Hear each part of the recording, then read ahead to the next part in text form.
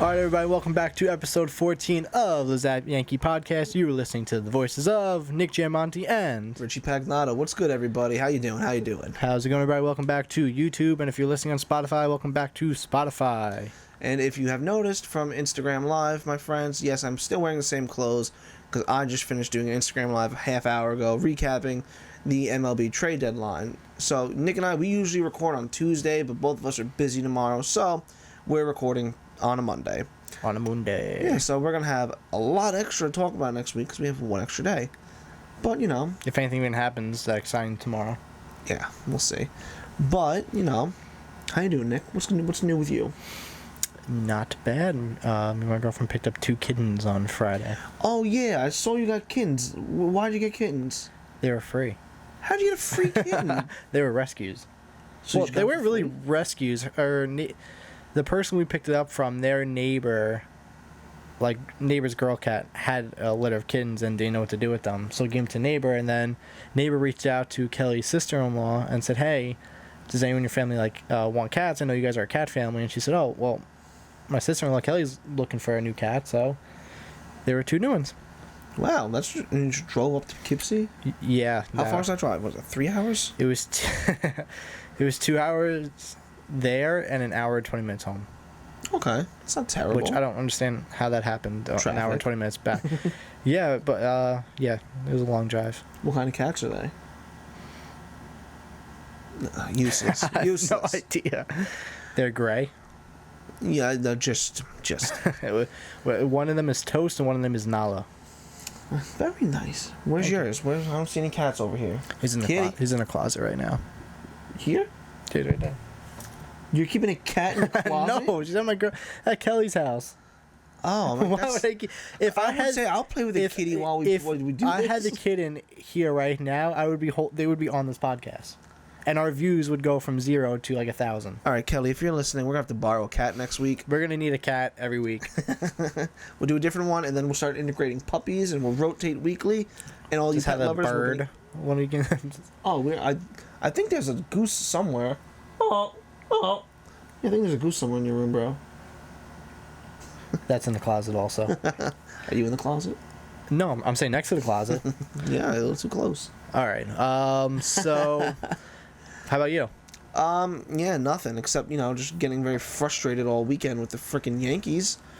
But, aside from that, I'm good, I guess. Nothing new. The gym opened up. My gym's open as of today. And I went there, and I have not been this happy in months. How's that Arizona looking?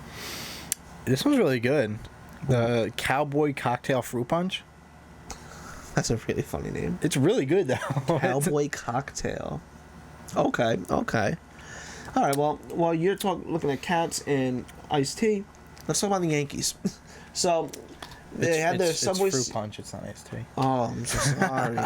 So, Yankees and Mets finally had their Subway Series. It was a double Subway Series, technically. Yeah. Thankfully, finally after the Mets got, their whole COVID nonsense fixed. Well, which was very quick, actually, because I think only 2 people in the whole organization tested positive, and... So, you send them back home, and you make sure nobody else tests positive, then you go about work as usual.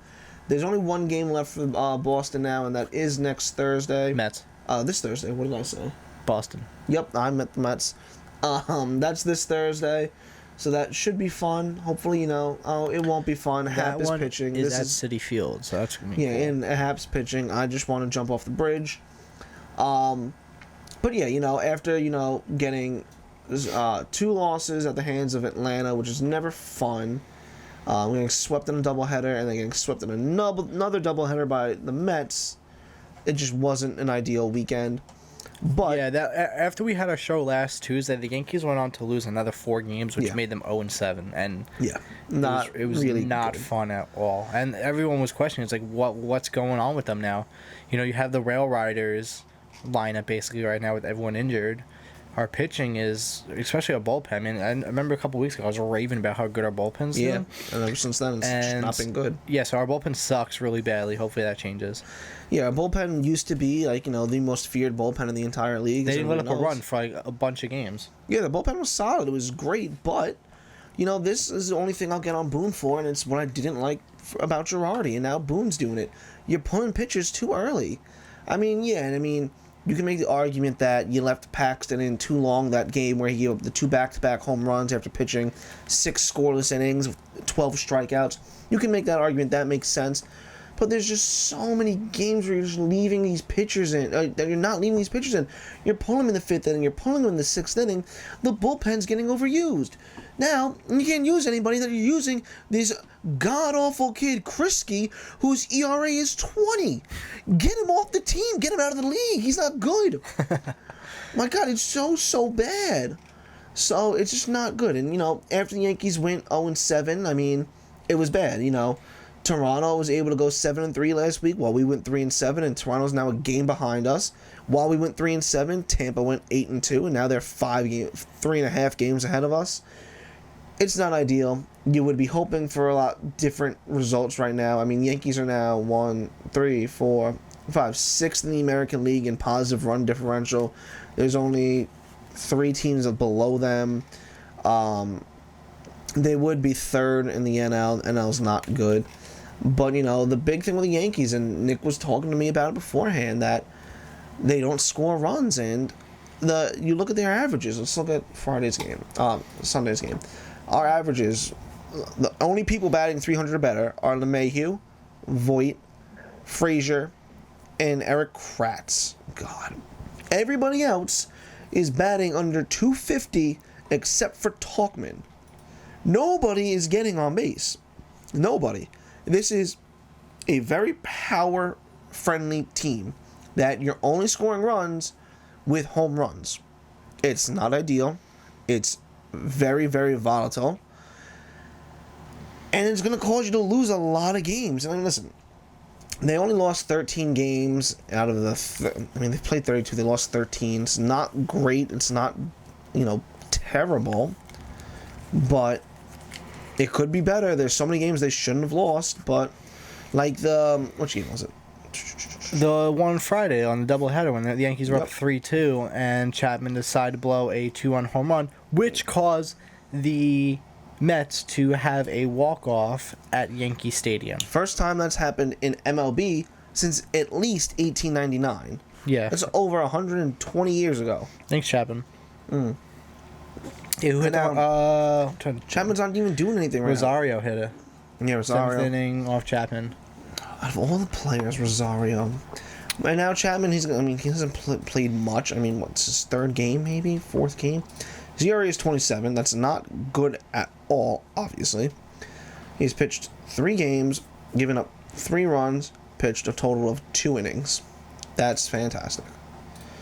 So, yeah, this weekend wasn't good. We keep mentioning it. They got swept at home by the Mets for the first doubleheader. And, you can argue that, these only 7-inning games, and it's a lot of BS, and I do agree with that. I want to see these 9-inning games. If those games went on a little longer, they would have been different games. So much could happen. So those games suck. Even the games against the Braves, they were somewhat close. They could have been closer, but it's just... Yeah, 2-1 and 5-1. Like, the 2-1 game, you put that 9 innings... different story. 5-1, I don't want to talk about it. But it was just bad for the Yankees. The first game against the Mets, they lost 6-4. They had 8 hits. That's okay. It's okay. It's good for them. The next game, 5 hits. Next game, 5 hits. The next game, even though we 7. We won 3 games in a row this weekend against the Mets. You don't feel good about it. You don't really feel... yesterday was nice for them to actually come back and take the doubleheader, but we aren't hitting at all. No. The only reason the Yankees went up 5-1 in yesterday's game is because Gary Sanchez hit a grand slam. Yeah, and he's batting 134. Yeah, and before that it was nice because the majority of the first game was very slow. Nobody was hitting, nobody was scoring, and that was... Who pitched the first game? Michael King pitched the first game. And he pitched a really good game. It was 1-1. The Yankees... Montgomery pitched the first game. When did Michael King pitch on? Was that Saturday? This is it looks like Saturday. Okay, my apologies. Yeah, that's fine. So that was a game where the Yankees, were battling back and forth between the Mets, and it came down to like the last couple of innings, and Aaron Hicks hit that two. Well, that was when we were down 7-2. I'm sorry, I'm losing right now. We were down 7-2 Yep. in the seventh inning, which would technically be the ninth. In the seventh inning, we scored 5 runs. All unearned. Yeah, all unearned. Well, actually, 2 were earned because Aaron Hicks hit a 2-run home run over the fence to tie the game. And then in the final, in the bottom of the 8th, Gio Urshela came in, hit a little blooper into right field, single. Frazier scored. Taubman scored from second base, and they reviewed it. Scored. Oh, barely. I thought he was out. Barely. I saw that. I thought he was. I'm like, oh shit, what are we doing? Actually, that was yesterday because Saturday was when they had that weird walk-off game. These were both yesterday. It was a doubleheader. No, I'm saying that was the first game because the Saturday's game was when Edwin Diaz thought Dylan Betances threw over the catcher. Pitch. Yeah, the wild pitch when Aaron Kratz was trying to bunt, and then Frazier ended up scoring. But yeah, this is like what I'm talking about. It's weird baseball. It's not something you can bank on with you can't believe in the Yankees right now that you win on a wild pitch, you win on a grand slam, and you win on missing a tag by this much. It was very close. It was so close. It was, if it was literally anybody else running, I'd feel a little bit, safer and happy about it. But Talkman's not the fastest. Setting him from second, it was literally a bloop right between first base and right field. It was not more than 20 feet behind the first baseman. And to just think that you're going to make that 110-foot throw, I think that you're going to beat a 110-foot throw from second base doesn't make sense. But it happened. It worked. And I get it. The Yankees were desperate. So it just worked out and was okay. Look, we can talk about negative things all day long, but 2 positive things that went on this weekend in this series. Estevan Florial came up, has Major League debut, and had his first Major League hit. I love Florial. I'm so excited for him. Deivi Garcia came in and pitched the second game of the doubleheader yesterday. And holy crap, he did not disappoint in any way. He's the first Yankee pitcher since 1992 to go 6 innings, give up 1 run, and strike out 6 or more players. And it is the second player since I think it was 32 for the Yankees to have your Major League debut be that good. He was also the youngest Yankee to come up, I believe, since Phil Hughes, pitcher-wise, in... Phil Hughes, that's like 15 years ago. Yeah, that was 2005. I could be wrong about the date. I remember it was in the early 2000s, but still, Phil Hughes. I loved Phil Hughes. He was awesome, man. Yo, Garcia is fan-fucking-tastic. So far, of what we've seen. So, well, yeah, but there's been so much hype around this kid for 3 or 4 years, and now I was so scared that he was going to have a bad start, and I wouldn't have been, upset if he did. He's pitched twice, I believe, in the Rising Stars All-Star Game thing. One game he gave up a run or 2, and the other game he, I think, struck out. I don't want to say struck out the side, but he pitched very well. Like 1 inning, no runs, 1 or 2 strikeouts minimum. The kid's got electric stuff. I just recently found out his player comp is Pedro Martinez. If that's his ceiling. You're not going to be better than Pedro. Let's just be real. That's why he was wearing number 45 on his belt yesterday, and people thought that he was wearing Garrett Cole's belt, but actually today they asked him about it, and he goes, no, it's for Pedro Martinez because he's one of my favorite players of who I idolize in baseball. And they're very similar. They're both undersized pitchers who just throw gas. I mean, Garcia still has a long way to go. He's only 21, but if he can do what he did yesterday throughout his career, oh my God, I'm happy. So there's, what the hell am I trying to say? Something's the future. He's the future. The sky's the limit. There we go. Yeah, look, the Yankees clearly did not go after anyone with this trade deadline. And we were talking about last week, we were saying there's 2 possibilities of what they're going to do. They're going to go all in. They're going to go after Mike Clevenger. They're going to end up laying out a list of players to take. Or they're going to just get nobody, and they're going to just have some faith in their organization, have some in their prospects with Garcia, Schmidt, Florial, as we've seen him come up. over the weekend. So, and that's we're gonna get to that, but that's eventually what happened. Yeah. Is we just trusted our prospects. Yeah, if you listen to me on Monday's Instagram Live MLB trade deadline, I went over it a lot with, once I saw Mike Minor and Clevenger were gone, and especially once Starling Marte was traded. That was thank it. God. That was it. Those are the only three players the Yankees were really connected to. There was rumors about David Phelps, but he wound up in Philly. So the only three players that the Yankees could have had interest in, they didn't get. And look, we're happy about it. Yeah, look, it's 45 minutes after the trade deadline ended. If Yankees would have last minute picked someone up, we would have heard about it already. Yeah, so they didn't make any moves. That's not to say they weren't in on anybody. They were in on Marte. They were in on Clevenger. They were in on Phelps. They would have had to. Here's the thing, it's Brian Cashman. He's always talking to people at these meetings. Oh, yeah. But whenever he talks to people, they're always like, "Well, what about Torres? What about Florial? What about Frazier? This and that." And Brian Cashman probably sat back and was like, "Do I really want to borrow Marte for a season or Mike Clevenger and then accidentally give up future star players that could really help this team?" Cashman's smart though. I mean, look at the Paxton deal. Look at the Sonny Gray deal. We gave up some of our top prospects. Or the Torres deal too. Yeah, Torres. We gave up some top. No, not Torres deal. Well, yeah, because Torres we gave up Chapman. No, I'm looking at trades where we traded from our prospects, like our farm system. Mm-hmm. When we made those deals, we gave up top end talent, and then they either didn't work out or they got hurt for the other team. And it's been a thing that Cashman has done for years. He trades these high-end prospects who all bust the second they're out of the...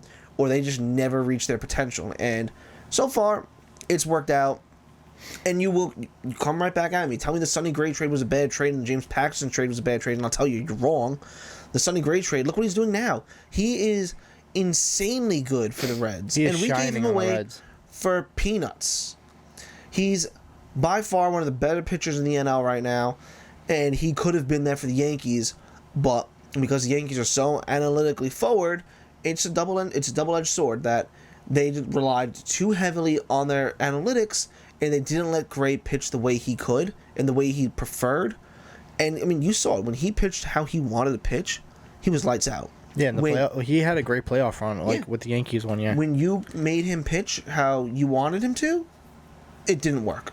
When you said do this, this, and this, that was also with was it Larry Rothschild? That was his fault too. Yeah, but then you look at Paxton.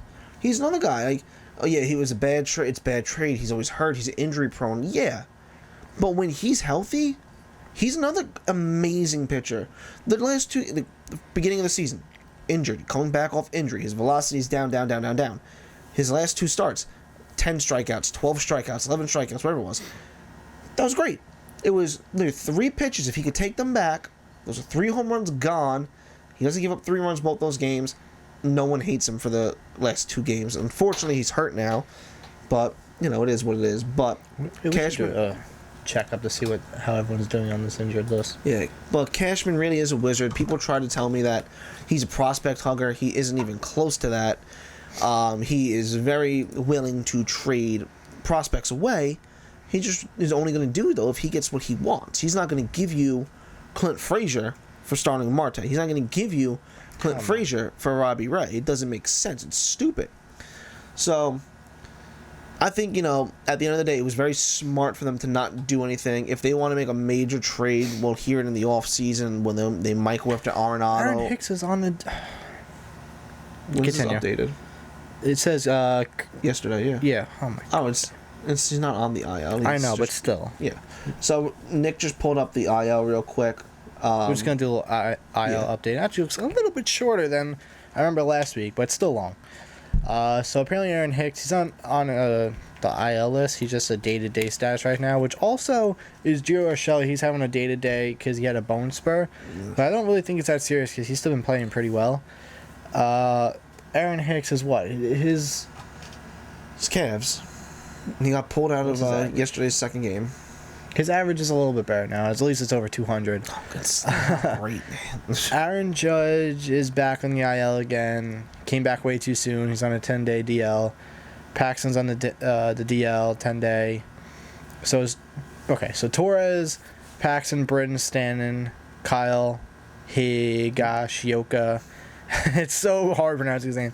They're on the 10-day DL, and we got Tom McKinley and Severino out for the season, so we're not going to mention them. But I mean, I remember I was telling you about the Torres thing where it said that he was out for three to 6 weeks. Yeah. Yeah, that's the end of the season. That is the end of the season. So basically, our shortstop, as of now, for the rest of the season, is going to be between Tyler Wade and Jordy Mercer? Yeah, What's his guy's Mercer. name? That guy's not good. Jordy Mercer, which I don't understand where we got him from, which was the Tiger, and I don't know why we got him, but whatever. At least we're adding some backup in the infield because you can't rely on Estrada and Listen, Tyler Wade. Wade and Estrada are both solid. They're both serviceable. I mean, Cashman's come out and said that if it wasn't for how deep their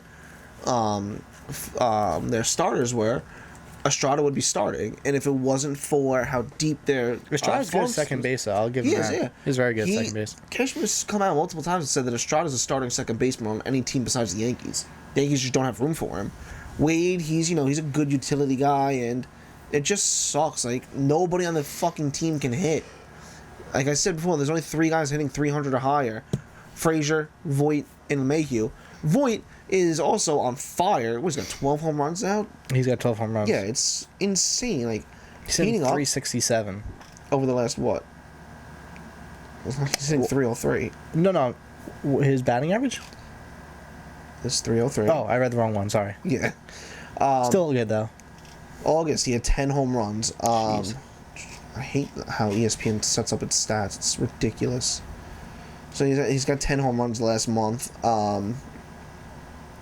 12 for the season, 24 RBIs, 30 hits. I mean, he's doing the best he's a team MVP behind LeMahieu right now. He's just doing solid. And, Frazier, he's matured. He's doing everything Yankees need him to do. They're still not playing him every day, which is stupid. But he had a great play in the outfield over the weekend. Yeah. Where, Robbie Cano hit one into the gap. So Frazier, we're booking it. Just full-blown dives, stops the ball from going into the gap, and ends up throwing it to second base to stop Cano from going to second. And it's funny because everyone's like, he's like, Cano's not going to run to second base anyway. He's so lazy out of the box. Yeah. I mean, he probably was, though, because that was going into the gap. Mm-hmm. But he did stop a great play from happening. Frazier's getting better every day, and literally that's all he needed to do was play every day. You want him to get better defensively? Take your outfield coach, take your manager, take whoever the hell you need to, and sit with the kid for a whole weekend, 2 weeks, 3 weeks, whatever it takes, and you work on his basic outfield mechanics and help him figure out how you track a ball the right way. How do you cut off a ball? Who's your cutoff man? Like, all the basics of it. Like, literally start from scratch and rework him as an outfielder. Yeah. And then we don't need him to be a Gold Glove outfielder. We don't need that at all. Let him hit 300. Let him hit 25 home runs. Let him just, get on base. And let him be a team leader. And it'll be amazing. So. Oh, God. Jason Shreve. Why'd you pull him off? Because I want to make sure. I wanted to see if that was actually him. Yeah, he was on the Yankees a couple years ago. Yeah. So, the Yankees. There's only a month of baseball left, guys. There's only 27 more days. We're going to quickly run through the next few games. The Yankees play 12 games against teams over 500, which isn't, ideal. They don't really have... Yeah, that's true. But the other 17 games are 1 against the Mets, 8 against Baltimore, 3 against Boston, and 3 against Miami. And, was it 10 against Toronto? Yeah, 3, 6, 10. Yeah. So things look good for the Yankees right now. Like, I mean, they do have a simple schedule, an easy schedule. Yeah, they have a simple schedule, but here's the thing. The Yankees aren't going to survive in the playoffs with the team that they have right now. No, I mean, everyone needs to get healthy. And honestly, like, everyone's freaking out. Stanton, Torres, Paxton, Judge, and Britton will all be back by the playoffs. Even if Torres... They're all going to come back. If they all stay healthy on the IL, or get healthier on the IL, they're all going to come back within the same time. If Hicks... to say Torres, it's 3 to 4 weeks. He's the full 4 weeks. He's out the rest of the season. That's fine. Let him take his time, work his hamstring, give him gallons of water a day to drink, and he'll be okay. Same thing for Judge. They can't be drinking enough water. Like, these are all, like, soft tissue injuries. These are all, like, easy muscle They're injuries. just working out way too much, too. But Well, yeah, no, and the Yankees have told Judge and Stanton, like, you guys work out and you lift too heavy weights, like, stop, and they just don't listen. But there's hamstring quad, hamstring, calf. Like, those are all, you're dehydrating, you're pulling muscles. You need to drink more water, you need to stretch more. And, I mean, listen, Judge and Stanton are always going to get hurt because they're just such massive men. Paxton, I hope he's back in a couple days, but Britton should be back soon, but you don't want to... That's another thing. With hamstrings, you don't want to rush them, though, because you could do everything right, and it just doesn't heal properly.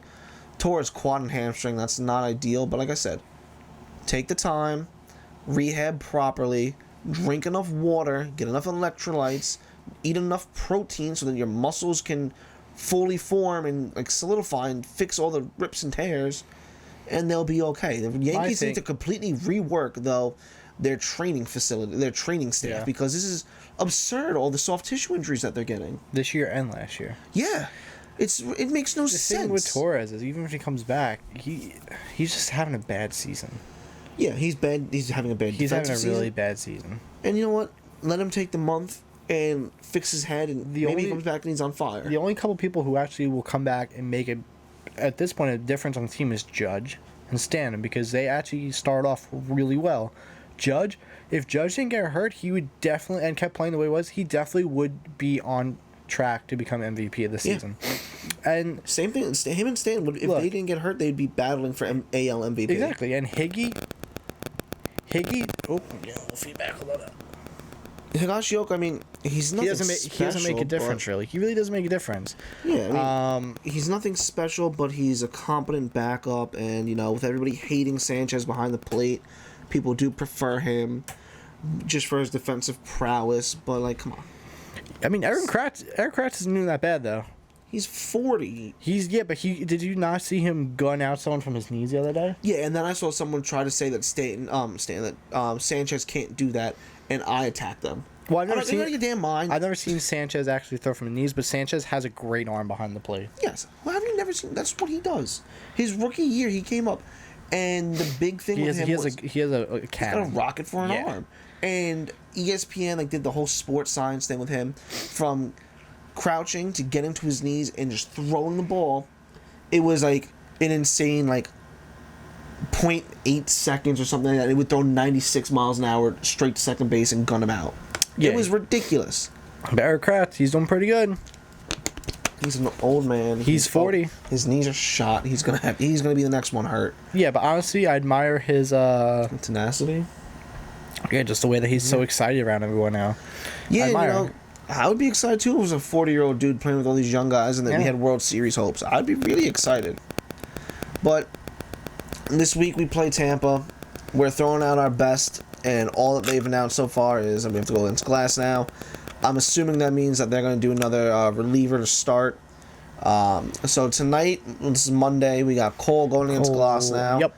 Tuesday, it's Tanaka versus TBD. Versus nobody. And then Wednesday, it will be Montgomery against TBD. We're sending Hap out again versus the Mets.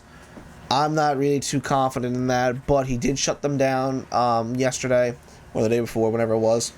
He won a long game. He won 6 or 7 innings. Yeah, he's the only other pitcher besides Cole to pitch 7 innings for one game this year. Yeah. That says a lot. Either the pitchers are getting pulled too early, or they're not good enough to go 7 innings. It's ridiculous. Here's the thing, though. So that game, Hap was doing he was doing really good, actually. He was shutting them out. He gets pulled the next inning. Ottavino lets up a home run to tie the game. Yeah, I don't know what's going on with your boy, but I love Ottavino, but... Yeah, I don't know what's going on with him either. His ERA is not the best right now. Let's see, when did Hap last play?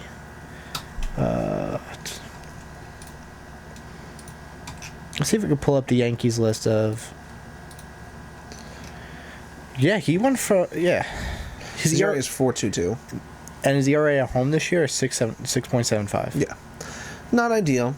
Not ideal at all. Only 12 strikeouts. He could be a lot better. He's 6'5". I didn't know that. I wish he was that tall. And I didn't know he was 34. I thought David Garcia was really short on the mound yesterday, Yeah, right? he's 5'9". Yeah, he's only 5'9". I'm 5'10". I'm like, would I look that short on the mound? I'm like, I was sitting there. I'm like, because I was watching the game. I'm like, he's really short. And then I looked up. I'm like, he's only. How's he 5'9"? Yeah. Yo, if you look at him though, like on the mound, and you look at like early 2000s Pedro, they look the same. They both have the black curly hairs sticking out under the back of their cap. They both have very similar pitching styles and all that stuff. It's awesome. So, I don't know. I really hope that, you know, he hits his ceiling and can be anything like Pedro. Why are you looking at Bartolo Colon? Young Bartolo Colon. Yeah, why? Because he kind of reminds me of young Bartolo Colon without the hair. I hope he doesn't turn into Bartolo Colon, because Bartolo Colon's a fat ass. Yeah, big sexy though. He's Big sexy. He's 45 and he could still play baseball probably. Yeah. I think Mariano Rivera could actually still play baseball. That's a whole other discussion. Rivera, all he does is throw one pitch and no one can hit it. Of course he can still play. Honestly, we could probably use him right now as a starter. Yeah. All right, I mean, I think that's it for today, man. Yeah, it was not really much to talk about. All that went on in the past week was the Yankees kind of sucked, and the weekend they kind of redeemed themselves. And honestly, if they lose tonight with Cole on the mound, and then it's, you know, panic button time. It's kind of with the last about 20 to 30 games left. It's even though we're going against Baltimore, Toronto, and Boston. I mean Miami. Didn't we start off against Miami? No, we started off against Washington. Sorry. Miami's probably going to be an easy series. Boston's going to be an easy series. Baltimore, yeah, probably. But if Toronto could get up on the Yankees and take a decent amount of those 10 games, the Yankees are screwed. Yeah, they're only one game behind the Yankees right now. Here's my thing. I told you, and you disagreed with me. I don't think the Yankees are going to be winning the division this year. I think we're going to be behind by 2 games. And here's why I'm thinking that, because if we don't get our shit together in the next 3 days against Tampa, and Tampa takes at least 2 or 3 against us, which it's possible, we're in a kind of a lot of trouble for the rest of the season, especially against. I don't agree with you, because I think it's way too early to decide how many games we're going to be behind. It's not that I disagree. I mean, if we get swept this week by Tampa, we're not winning the division. It's that simple. It's our last 3 games against them. We're 3.5 behind them. If we win these 3 games, we're a half game back, and it changes everything. Toronto is the team I'm most worried about. Like Tampa, I don't care about. Toronto, I'm worried about, because what do we do when we play them? We haven't played them yet. Who? Toronto. Oh, we have not played Toronto. Yeah, we haven't played Toronto yet. They have a lot of young talent. They made 3 major trades to get 3 huge starting pitchers for them, and they're in it. They are going for it this year. Everybody's trying to get into shit with this extended playoffs. Yeah. Everybody's trying to get in. And prime example, Slam Diego Padres. Yeah. Who just picked up Clevenger. Yeah. So, you know, these 10 games against Toronto are going to be huge. We'll just see what happens with them. And then, I mean, we still have 7 games against Baltimore. Did you see my dumb comment on your video? I ignored half your comments. I said Padres and A's World Series. Yeah, I was like, okay. Padres I could see there. The A's, no. Padres, I have a very strong feeling they could make a playoff. I had like a stroke for a second. Clearly. Padres, I have in the back of my head as World Series contenders for the National League. I really don't see anybody in the NL getting past the Dodgers. They're just too. The Dodgers hit 57 home runs, the most for a National League team in a Dodgers single are month. Great. That's what happened. Oh, then do they have the? Well, at least if the Dodgers go to the World Series this year and the Yankees are kicked out, I could wear my Dodger hat. Get off this podcast. All right, guys. I'm looking for a new co-host. If you are a Yankee fan and don't wear Dodger hats, let me know. You got it for a good deal. Yeah. All right, guys. That's going to end today's discussion. Wasn't a long show, but like we said, not really too much has happened in the past week besides, you know, the Yankees being okay and, you know, not picking anyone up at the trade deadline. So that's another stroke. You just talk. So that's going to conclude today's episode. Tell everybody you know about us, your friends, your parents, your grandparents, your cousins, your third cousin once removed, that weird cousin with the weird thing on their eye that always talks to you about paper and all that weird stuff that they know about. And, you know, if you have a crazy ex-boyfriend or girlfriend, you know, Tell them about us. We like a little bit crazy on the show. That's it. I mean, we're all over social media: TikTok, Facebook, Instagram, YouTube. Find us, add us, Twitter. Literally, just look up Lazap Baseball. We are there. We are ready for whatever you want. Like, subscribe, share, leave some comments, ask some questions. You know, we'd love to interact with everybody. But that's it. So until next week, we are out, guys. Have a good one. Peace. You